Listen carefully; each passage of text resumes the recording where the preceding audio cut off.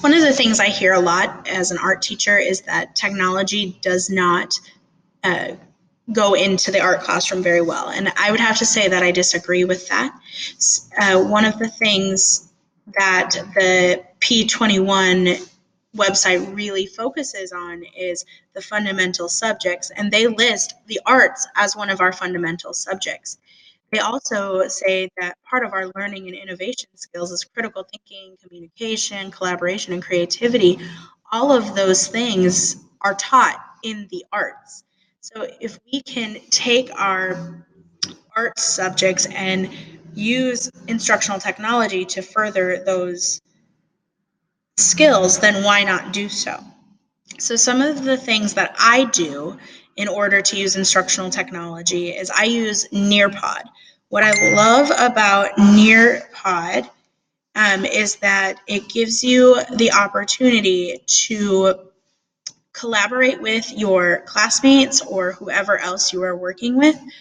This is an example of something that I've done in my classroom where they had to respond to the book. We listened to the book and they had to respond to it.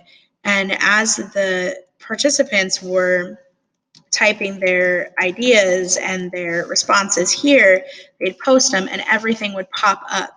So people being able to see in real time what everyone's thoughts are without worrying about, oh, well, Susie's not getting a chance to speak because Johnny keeps yelling out answers.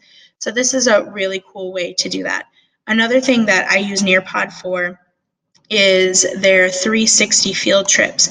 So here you will see a field trip that my students took to the Louvre in Paris, and they actually have the opportunity to walk around using the Nearpod goggles, the Louvre, in a time where they maybe would never have gotten that opportunity. So that is one thing that I use Nearpod for. I also use Google Arts and Culture, and I just recently found Google Arts and Culture, like within the last year and a half or so, but I love the way that they sort everything and you can really search for things. One of the things that my kids are getting ready to do is do a study on Egyptian hieroglyphics. And this is an example from right here in Houston of some Egyptian or of some Mayan hieroglyphics. But what I love about this is that it gives you all the details. It tells you everything you need to know about it. You can zoom in, and as you saw just a second ago, I can actually drop myself into the museum and see them right in the museum and see what's around it and what is behind it and all of these other things.